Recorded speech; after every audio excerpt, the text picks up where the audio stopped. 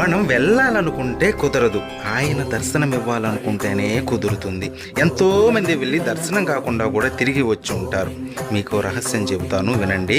ఆయన మనకి దర్శనం ఇవ్వాలనే సూచనలు మనకి పంపుతాడు. ఎలా అంటే నిద్రపోతున్నప్పుడు కలలో కనపడడం, తరచూ శ్రీవారి గురించి విషయాలు మన చెవిన పడడం, లేదా ఎవరైనా తిరుమలకు పిలవడం.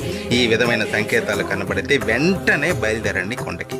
కానీ ఒక్క విషయం, అక్కడ మనం దర్శించుకునేది మామూలు విగ్రహం కాదు, సకల జగత్తును నడిపే శక్తి స్వరూపం, బ్రహ్మాది దేవతలు దర్శించుకునే విరాట్ స్వరూపం అది. విగ్రహ రూపంలో కనిపించి భ్రమింపజేసే శ్రీవారి రూపం అది. చక్రవర్తులు, సామంతులు ఆయన దర్శనం కోసం బంగారు వాకిలి ముందు పడిగాపులు కాశారు. అటువంటి స్వామి దర్శనం పూర్వజన్మ సుకృతం. ఇలాంటి ఎన్నో వీడియోలు మన ఛానల్లో ఉన్నాయి.